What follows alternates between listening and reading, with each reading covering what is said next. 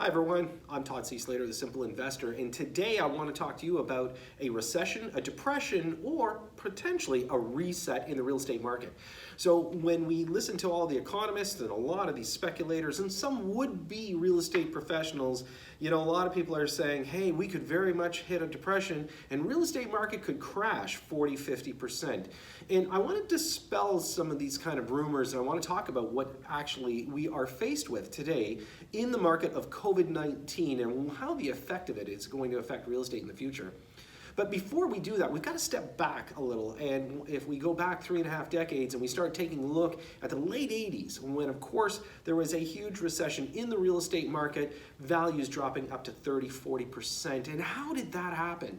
Well, first and foremost, of course, was the interest rates. They were high double digits. I mean, people were, doing interest rates somewhere around 15, 18, even almost 20% when we're talking about B lenders, which really didn't exist that much back then. But again, people were buying and leveraging to death on some of these properties.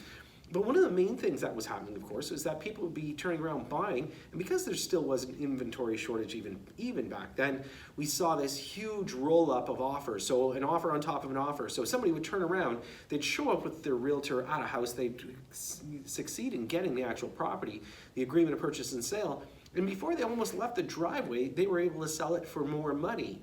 And so we started seeing these cascade effects of offer on offer on offer. By the time the property actually closed, nobody had an idea who actually was going to own it because there was 3 or 4 offers stacked on top of each other. We call it an assignment today, but back then, not quite the same way that we do it today. So of course, when we see this huge catastrophic collapse in the late 80s, right into 1990 there, one of the big things a lot of people are afraid of is, could that happen again? Well, if we take a look at the market even then, the government was not supporting anyone during this time. And so that's the first thing that we've got to talk about, of course, will be government support.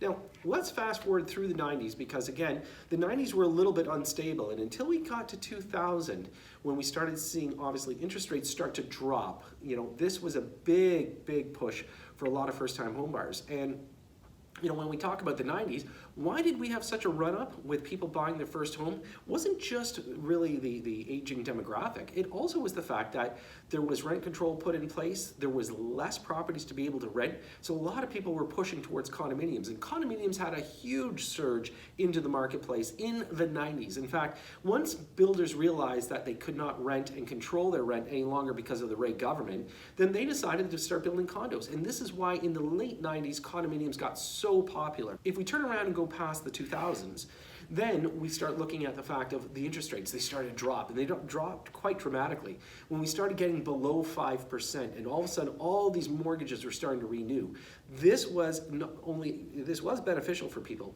but it also was detrimental because what happened is they created a cycle that would have to repeat itself, which basically locked in the Bank of Canada not being able to go much higher than a certain baseline of interest rate. So let's jump into 2009. And of course, that was a big financial crisis in the US.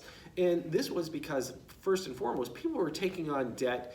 They were going way beyond the actual evaluation of the property because they were speculating in a few years it would catch up. So again, the lenders in that area were absolutely off the mark, and this is why they had the massive collapse in the US. Now, unfortunately, Canada does get dragged down by the US economy, and that did have an adverse effect in 2009 to the actual Canadian real estate market, but not at the same level. In some marketplaces in the US, we saw anywhere from 25 to 50% collapse in value. In Canada, we pretty much saw a little bit what we would call a speed bump or a hiccup, probably around 5%. So these are the kind of things that when we start talking about recession, depression, and now when I talk about a reset. Now, of course, when we take a look at today, here we are, 2020, and we are in the midst of a pandemic. And what happens to real estate? Well, one of the things that I want to make sure everybody understands is that when the government started pulling back and not allowing people to leverage as much as we thought they were, that was a good move. Now, of course, I wasn't a big fan of the stress test, but now hindsight, we look at it and say, listen, it really will save people because they did not over leverage themselves. They weren't buying more than they could afford. So in 2016, when the BC government decided to hit foreign buyers who were trying to make the runaway market go up in value, the BC government was smart enough to turn around and put in 15% tax on everybody. Well, again, the next year, the Wynne government followed suit without any warning and did the same thing in 2017 and basically froze the market out. And we did see a downturn. All of a sudden, the market went flat. In 2018, the federal government implemented the stress test. And now, as I mentioned, in hindsight, it's probably a good thing because a lot of people weren't able to take on more debt. Now, the other thing, of course, is that when we talk about the Bank of Canada and we talk about lending in Canada, we are not allowed to exceed the actual value of the property. And that's the contradiction between the US and Canada. Of course, you could basically throw 130% of debt on your property in the US, but in Canada, we did have thresholds. If it was actually insured by CMHC, the Canadian Mortgage and Housing Corporation, you still had to put 5% down. They would backstop the rest of the down payment, and it was insured by them. So if a bank was turning around giving you the leverage on it, then they were insured by Canadian Mortgage and Housing Corporation.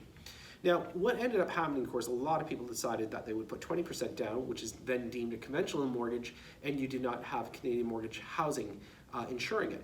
But now we've got a 20% leeway in the actual evaluation. So where does that bring us up to today? Well, again, I mentioned a little bit earlier, I would call it a reset.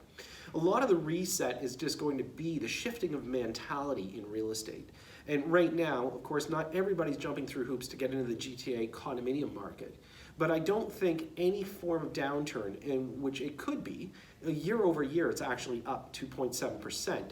Now, month to month, when we had the hot spring market, revving up, we did see a bit of a downturn from month to month. But again, we should always analyze all real estate markets year to year, not just day to day. And this is part of, I think, the impression that people have is that you need to know, well, last month it could sell for this. Yeah, but year over year, we're still in good shape. So do I think that there's going to be a massive recession or depression in the real estate market? I don't. And I'd like to call out any of the professionals that want to talk to me about this because, quite frankly, we have got a backstop right now that we've never seen historically in Canada, and that is the government allowing a deferral to your mortgage.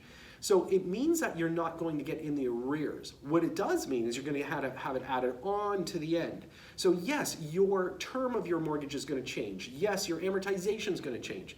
But the one thing that's not going to happen is you're not going to have the bank turning around saying, you're in default. And as long as that can be in place, until we get the economy back up and running, we can get people more gainfully employed, we're not going to see people lose their homes. And this is where we are today. So I call it a market reset. I don't call it a recession or a depression. And I don't see a lot of the markets having some huge catastrophic changes. In fact, the outer markets in all the provinces are doing exceptionally well because people are gravitating towards those marketplaces. So I just wanted to make sure everybody understands that if we take a look at this market, I think if we analyze it as a reset, maybe a slight adjustment, I'll call it a hiccup or a speed bump in the short term, and then we're going to see the market take off. And one of the main reasons, of course, is the Bank of Canada is going to have to keep interest rates low. So what does that do for a lot of first-time home buyers? Which, by the way, first-time home buyers control all marketplaces.